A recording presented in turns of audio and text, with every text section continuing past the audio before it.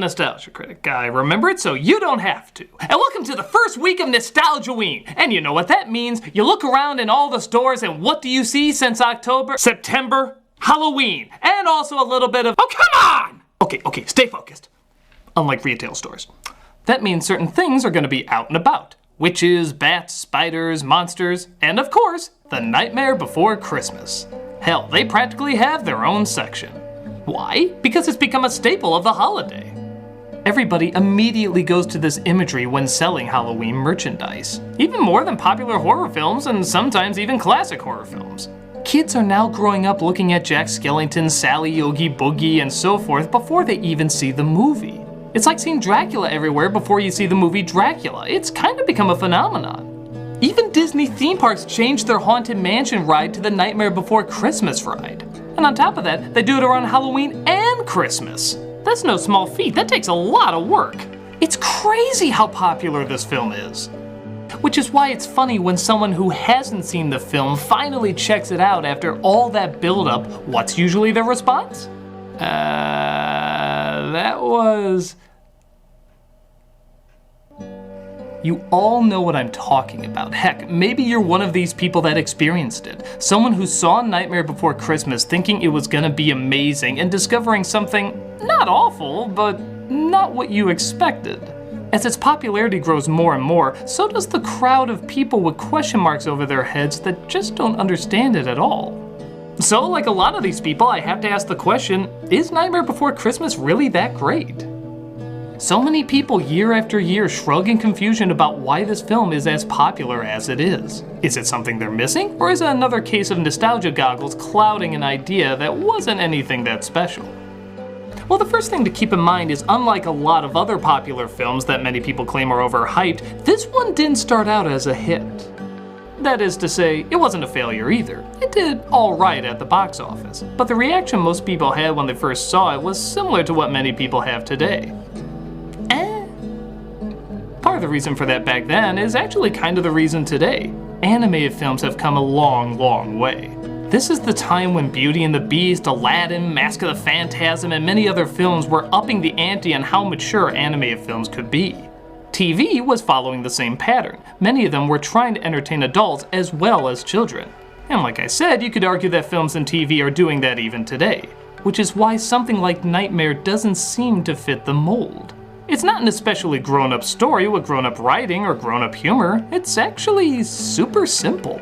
Jack Skellington, the ruler of Halloween Land, wants to take over Christmas so he can do something new. So he learns to appreciate what he has. Well, okay, that sounds fine for a little child, but why is it still being seen on clothes, shot glasses, and other adult merchandise? If it doesn't seem very adult, how come adults are eating it up? Well, maybe part of it is that the idea is unbelievably creative and invites you into an unbelievably creative world.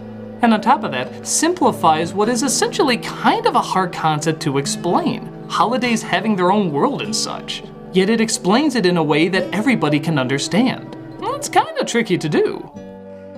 But big deal, so it executes an idea very well. That doesn't necessarily mean that it has deep or engaging characters. The dialogue from this movie is beyond basic. Curiosity killed the cat, you know. I know. How long did it take you to write that one? But in trying to understand why people could possibly enjoy that kind of writing, can you think of other films and shorts that had similar writing? Immediately what comes to my head are holiday classics like The Grinch, Charlie Brown, the Rankin Bass stuff, and so forth. All specials that have that kind of cheap quality to them, but also a strange kind of honesty. There's a sense that they try to keep it simple because they don't want to lose the special feeling of the holiday. In all these specials, the holiday is what's at the forefront even before the characters and story. That's always the #1 focus, and that's why we always watch them around this time of year. This one is very similar, except unlike the others, it does it with 2 holidays. And on top of that, they're 2 holidays that are so polar opposite you'd never think to combine them together. But they did, and they mesh surprisingly well. In that, they're not supposed to mesh well. Again, a message that should be made very clear. But as you can see, it's such a weird, complicated setup that it almost has to be kept simple. These kind of specials hold up because the words and ideas they use are brief and short, but also important. People seem to appreciate both holidays here because it shows what happens if they were to be mixed together. So it teaches you to appreciate everything in its own unique way, one at a time. But truthfully, that's not the only lesson. It's also about not taking something for granted and appreciating the simple joys of what you have. Again, simple joys. Many great stories about simple joys are told in simple ways, and this one is no exception. It doesn't constantly explain the meaning of the holiday, it just lets you experience it. Even Jack obsesses over what the meaning of Christmas is, and then he realizes it can't be explained, it just has to be felt. Just because I cannot see it doesn't mean I can't believe it! And everything from the breathtaking visuals to the catchy as hell songs to the very easy to grasp characters reflect that. A good example of something similar is Batman. This character has been around for years and has been represented as both complex and simple, but it comes from a place everyone can understand. Bruce Wayne lost his parents and he wants revenge. It's such a simple idea you get right away, yet there's been so many variations of it. Some childishly light, some disturbingly dark. Nightmare Before Christmas is one of those ideas that could, and in some respects is, being retold. It's one of a kind, but there can also be variations. There are plays, concerts, and musicals that all give their own unique spin on the source material. Heck, maybe years from now we'll get variations even more different than the ones we're used to. Maybe there will be ones with more adult jokes, more complex ideas, and more twists and turns. It can do this because it comes from a very simple yet identifiable source. I think that's what people relate to in the story, not just the creativity of it, but the simplicity of it. This is a movie that is very basic, but so is Rudolph, and Christmas Carol, and Great Pumpkin. These are stories that anyone of any language can understand and enjoy. So while it's very easy to see why someone wouldn't get into something so seemingly simple, it's also very easy to see how someone would. Not only has this given birth to a new movement of creepy stop-motion movies for kids that are still being made years later, but they're allowed to tell stories that can be timeless and not have to throw in catchphrases to get a crowd. This is where a lot of that started. And even though it clearly took influence from several other holiday specials, it's still its own unique vision. You take any still from this movie and nobody would mistake it for Grinch or Frosty or anything like that. They immediately know it's Nightmare Before Christmas. That's how strong an impact it has. Any frame is immediately recognizable.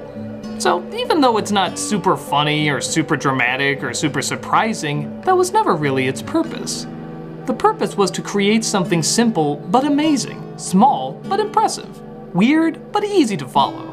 It stimulates the imagination in a way everyone can understand and in some way relate to. So while it'll never be a masterpiece to everyone, it'll still be a beacon of imagination for many of us. It's a symbol of Halloween that gets people excited, because when Jack, Sally, Zero, or any other creepy resident of Halloween Land are seen, it's a clear sign that the coolest holiday is right around the corner. And you can bet that every person that enjoys the holiday will be singing, "This is Halloween." I'm the Nostalgia Critic, and Nostalgiaween has just begun! Ah!